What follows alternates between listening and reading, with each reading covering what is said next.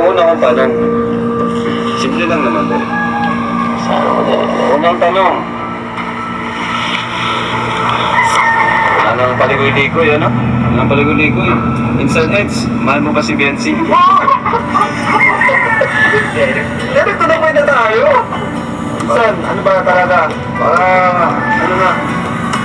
Mahal mo ba itong si Biancy nandito? Basta agad. Manap namin yan.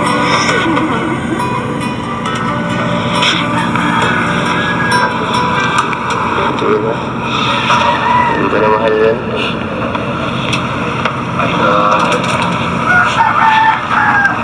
Kasi mahal na mahal.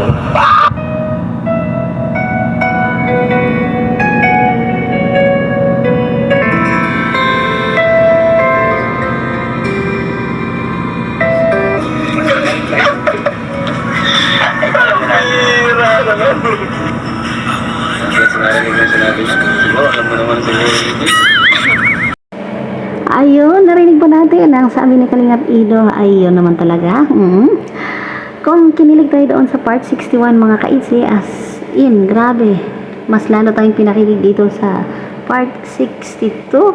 Ayun, magandang buhay. Kumusta po ang lahat? Sana'y laging in love at kilig-kilig po tayong lahat. Charot.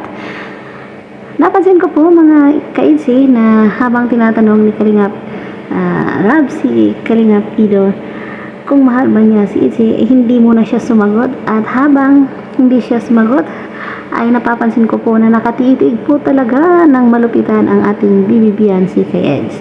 At nung time na sinagot na niya ang tanong ni Kalingap Rab, sabi niya hindi na niya mahal, hindi na rin siya nakatitig. Nakatingin na po siya kay Kalingap Rab. Pero nung time na sinabi ni Kalingap Ido, dahil hindi lang mahal, kundi mahal na mahal, ayun, bumalik na naman. Grabe, yung titigan nila talaga na talagang maisip mo talaga na may something na talaga sa totoong buhay.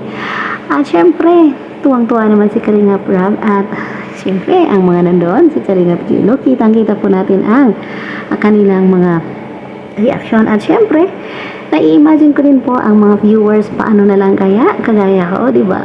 Pinasaya na naman po tayo ng Itzy sa part 62 at marami pa po tayong aabangan.